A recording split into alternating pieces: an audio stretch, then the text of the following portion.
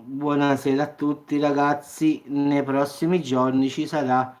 diciamo, una metamorfosi, diciamo, climatica. In effetti ci saranno gelate, quindi in arrivo, diciamo, un crollo termico. Vediamo un po' dove e quando, quindi in effetti al sud non credo proprio, quindi diciamo che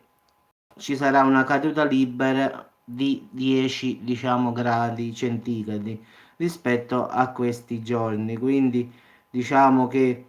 tra la successiva notte e la giornata di mercoledì, diciamo, oltre alla bora si attiverà anche la tramontana, diciamo che coinvolgeranno poi il resto del paese. Però nella notte tra martedì e mercoledì sulle pianure del nord si registreranno valori intorno allo zero, quindi ragazzi è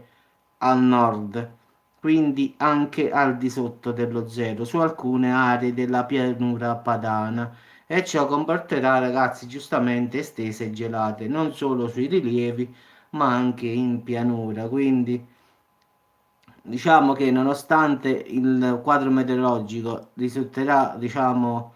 pesante, ci penseranno i venti tesi ad esaltare, diciamo, questo freddo, quindi farà molto più freddo a causa anche dei venti, quindi diciamo sono venti nord orientali che cominceranno poi a perdere, diciamo, potenza nel fine settimana, quindi diciamo che tra martedì e mercoledì sulla pianura padana, quindi in tutto il nord, si registrerà davvero un notevole crollo termico. Quindi si avranno temperature anche al di sotto dello zero, quindi meno 1, meno 2, e farà davvero freddo nel vero senso della parola, grazie anche comunque ai forti diciamo, venti nord-orientali. Quindi ragazzi, preparatevi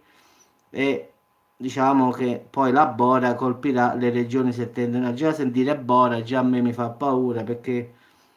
sono andato solo una volta o due volte lì e l'ho visto, fa paura proprio, quindi diciamo che anche dalla cartina che sto guardando, Lombardia, Piemonte, il solito, fino massimo alla Toscana si avrà questo crollo di 10 gradi, quindi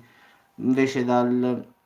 Lazio e giù, e Sardegna, Sicilia, nulla, a noi proprio non ci colpiranno proprio, quindi è una cosa come sempre del nord Italia, quindi termometri in caduta da martedì e mercoledì, quindi